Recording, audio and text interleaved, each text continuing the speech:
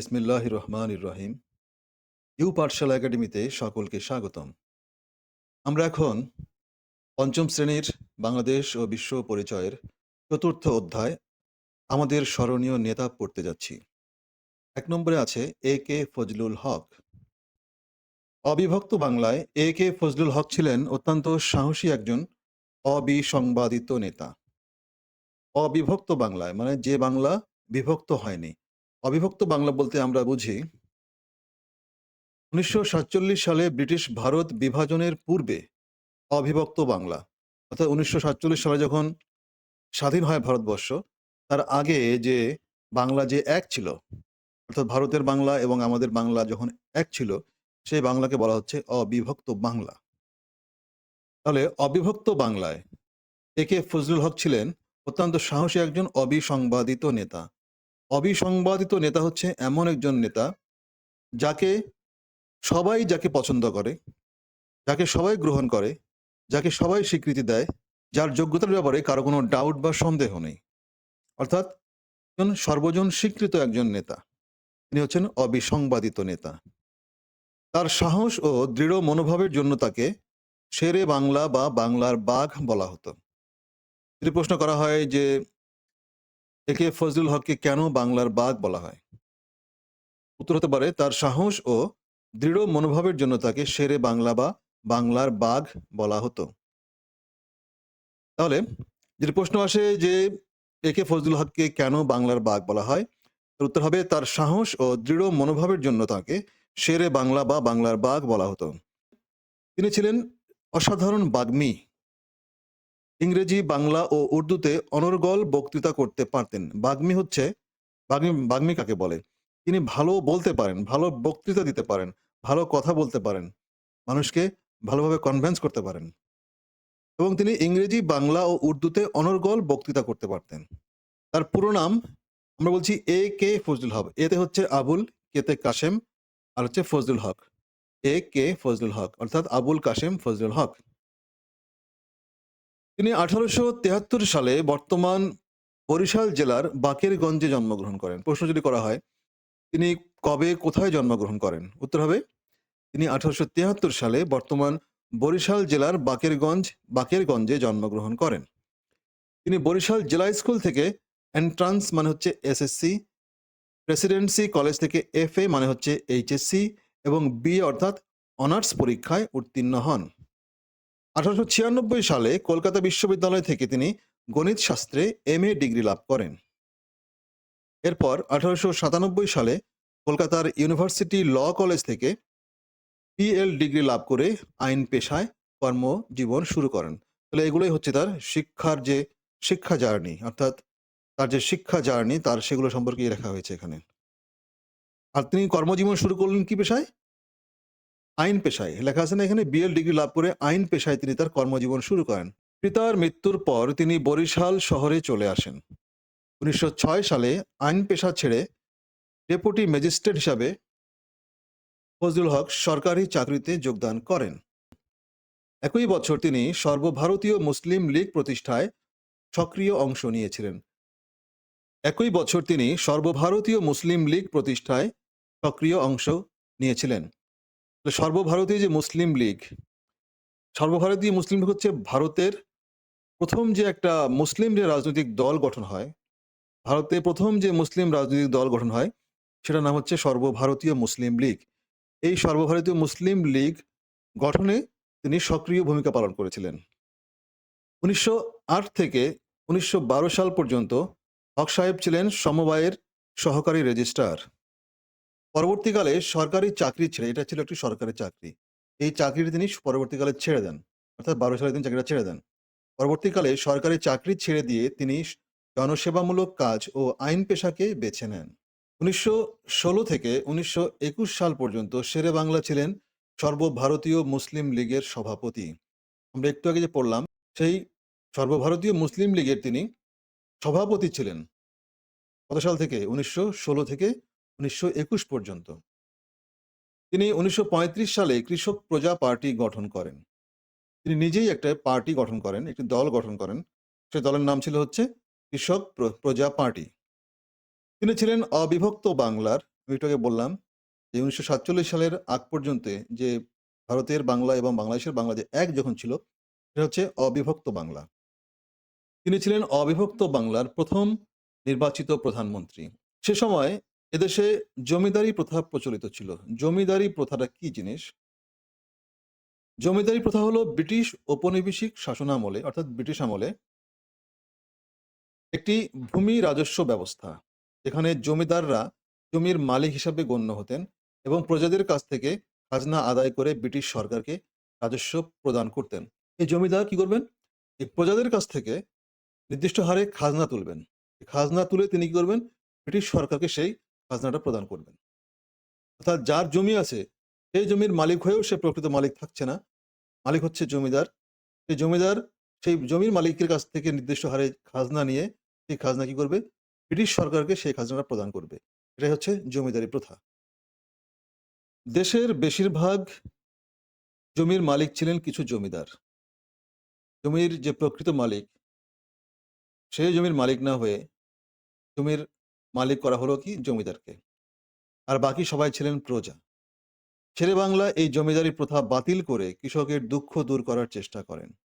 মহাজনদের ঋণের অত্যাচার থেকে কৃষকদের বাঁচানোর জন্য তিনি ঋণ সালিসি বোর্ড গঠন করেন। মহাজনদের কাছ থেকে কৃষকরা যে ঋণ করত, লোন করত, সেই লোনের জন্য কিন্তু একটা ব্যাপক হারে কিন্তু একটা সুদ দিতে হতো, একটা ইন্টারেস্ট দিতে হতো। সেই ইন্টারেস্টটা ছিল অনেক বেশি চড়া বা সুদ দিতে হতো।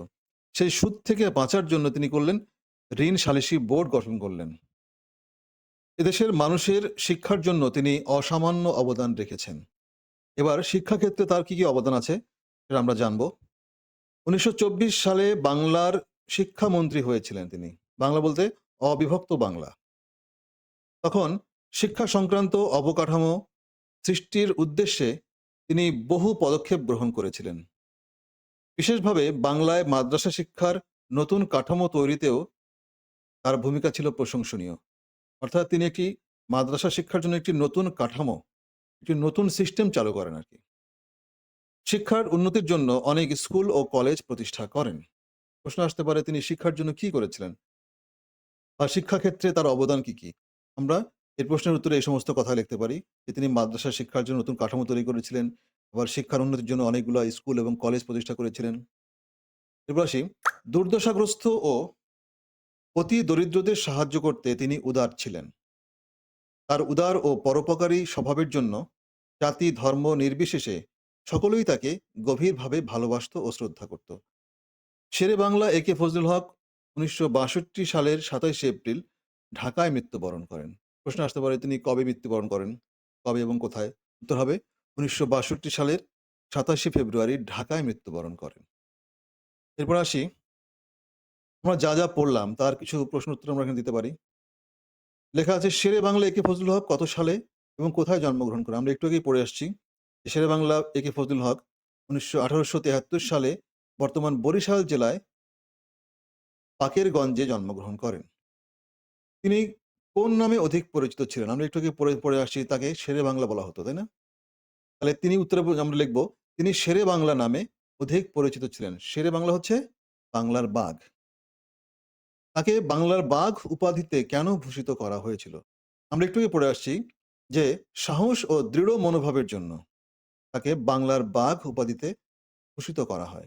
তিনি নির্ভীক ছিলেন। তিনি কোনো ব্যাপারে তিনি ভয় পেতেন না। তার ছিল প্রচন্ড সাহস। যে কারণে তাকে বলা হতো বাংলার বাঘ বা শেরে বাংলা। এদেশের প্রজাসাধারণের ভাগ্য উন্নয়নে শেরে বাংলা একে ফজলুল হকের বিশেষ অবদানের তালিকা তৈরি করো। আমরা একটু আগে পড়ে আসছি কিন্তু যে শেরে বাংলা কি করেছিলেন? তার অবদান কি? মানুষের জন্য তিনি কি করছেন? তিনি যে আমরা পড়ছিলাম যে জমিদারি প্রথা বাতিলের জন্য তিনি চেষ্টা করেন। তিনি অ্যা মহাজনের ঋণের অত্যাচার থেকে কৃষকদের বাঁচানোর জন্য ঋণ সালিসি বোর্ড গঠন করেন। তিনি তারপরে কি করছিলেন? তিনি শিক্ষাক্ষেত্রে তিনি বিশাল অবদান রেখেছিলেন। এ সমস্ত তার অবদান। এটাই এখানে লেখা আছে। জমিদারি প্রথা বাতিল করে কৃষকদের দুঃখ দূর করার চেষ্টা করেন। মহাজনের ঋণের অত্যাচার থেকে কৃষকদের বাঁচানোর জন্য ঋণ সালিসি বোর্ড গঠন করেন।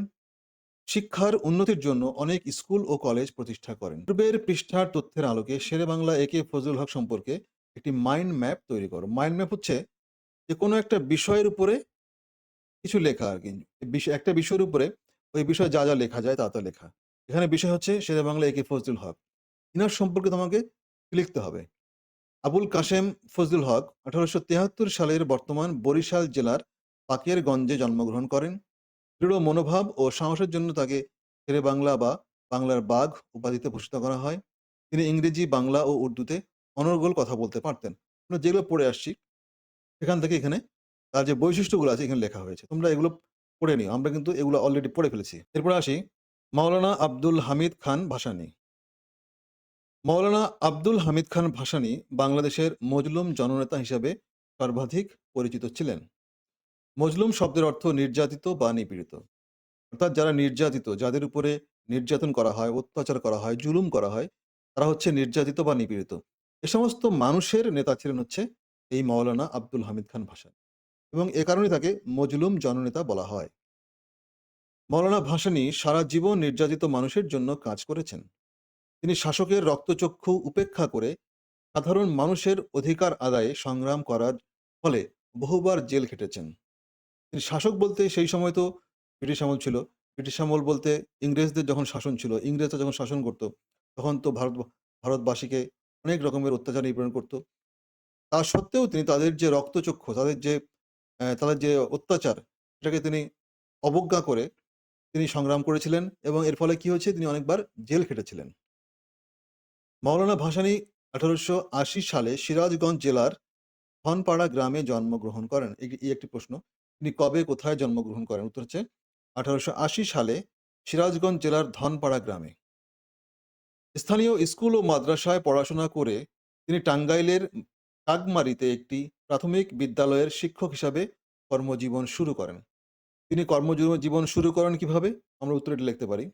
পরে কিছুদিন তিনি ময়মনসিংহ জেলার হালুয়াঘাট এলাকার কালা গ্রামে একটি মাদ্রাসায় শিক্ষকতা করেন। অর্থাৎ এই প্রাথমিক বিদ্যালয়ের শিক্ষকতার পরে তিনি কি করলেন? ময়মনসিংহে চলে গেলেন। এই ময়মনসিংহের হালুয়াঘাট এলাকায় যে মাদ্রাসা আছে, সেই মাদ্রাসায় তিনি শিক্ষকতা করেন।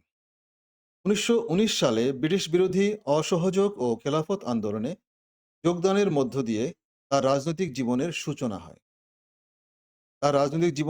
হয়। এই অসহযোগ ও খেলাফত আন্দোলনে যোগদানের মধ্য দিয়ে। আন্দোলনটি ছিল ব্রিটিশ বিরোধী একটি আন্দোলন, যেখানে হিন্দু, মুসলমান সবাই একযোগে এই আন্দোলনটি করেছিলেন। তাহলে 1919 সালে ব্রিটিশ বিরোধী অসহযোগ ও খেলাফত আন্দোলনে যোগদানের মধ্য দিয়ে তার রাজনৈতিক জীবনের সূচনা হয়। অর্থাৎ এখান থেকে তার রাজনীতি শুরু হয়ে গেল। ঠিক আছে? 30-এর দশকের শেষ দিকে তিনি আসামের বাগমারায় বসবাসকারী বাঙালিদের স্বার্থ রক্ষার জন্য আন্দোলন শুরু করেন। তিনি আসামে চলে গেলেন এবং আসামের বাগমারা এলাকার যে সমস্ত বাঙালি ছিল, সে বাঙালিদের যে স্বার্থ আছে, অর্থাৎ বাঙালিদের সুবিধার জন্য তিনি কি করলেন? আন্দোলন শুরু করলেন। ওই এলাকায় ব্রহ্মপুত্র নদীর ভাসানচরে বন্যার কবল থেকে বাঙালি কৃষকদের রক্ষার জন্য তিনি স্বেচ্ছাশ্রমের ভিত্তিতে একটি বাঁধ নির্মাণ করেন।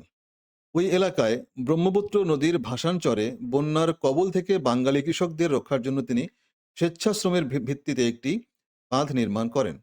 স্বেচ্ছাশ্রম হলো,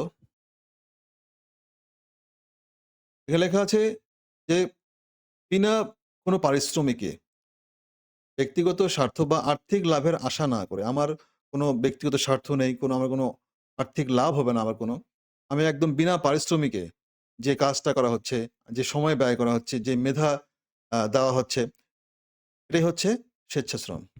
একটি বাঁধ নির্মাণ করেন। বাঁধ তো আমরা জানি যে নদীর ধারে বন্যা থেকে, যেমন এখানে দেখা যাচ্ছে যে নদীর পানি যেন, বন্যার পানি যেন উপরে গ্রামের ভিতরে না প্রবেশ করতে পারে, এই জন্য নদীর পাড়ে একটি বাঁধ দেওয়া হয়। এখানে সাধারণ মানুষ এই বাঁধগুলো তৈরি করে। যেমন এখানে বস্তা ফেলে বাঁধ তৈরি করা হয়েছে। মাওলানা ভাসানী এভাবেই স্বেচ্ছাশ্রমের ভিত্তিতে বাঁধ নির্মাণ করেছিলেন। ভাসানচরের জনসাধারণ তার এ অবদানের স্বীকৃতি হিসাবে তাকে ভাসানী উপাধি দিয়ে সম্মান করেন। ভাসানী নামটা এসেছে কিন্তু ভাসানচর থেকে। এই ভাসানচরের মানুষকে বন্যা থেকে বাঁচার জন্য তিনি যে স্বেচ্ছাশ্রমের ভিত্তিতে যে একটি বাঁধ নির্মাণ করেছিলেন, তারপর থেকেই এর সঙ্গে এই ভাসানী উপাধিটি যোগ হয়েছে। ওকে? 1937 সালে ভাসানী মুসলিম লীগে যোগ দেন। মুসলিম লীগ হচ্ছে একটি রাজনৈতিক দল।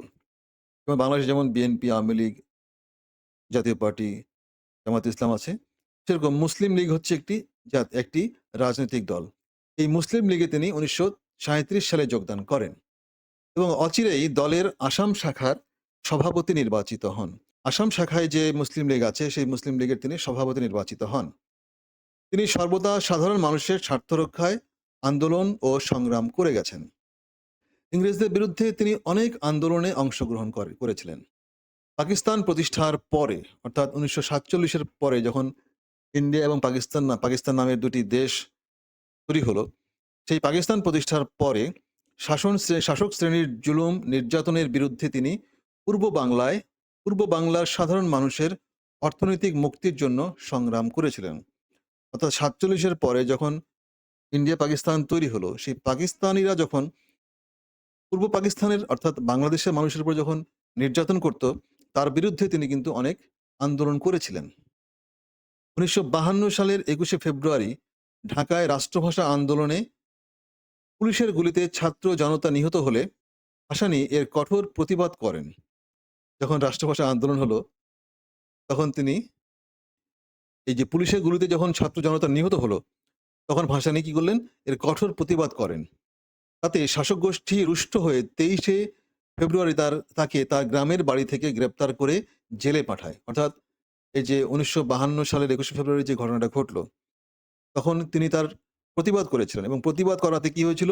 শাসক গোষ্ঠী অর্থাৎ পশ্চিম পাকিস্তানিরা তার এই প্রতিবাদের জন্য তাকে কি করেন? তাকে গ্রেপ্তার করে জেলে পাঠায়। 69-এর গণঅভ্যুত্থান ও বাংলাদেশের স্বাধীনতা যুদ্ধের পটভূমিতে মাওলানা ভাসানী অনেক গুরুত্বপূর্ণ ভূমিকা পালন করেন।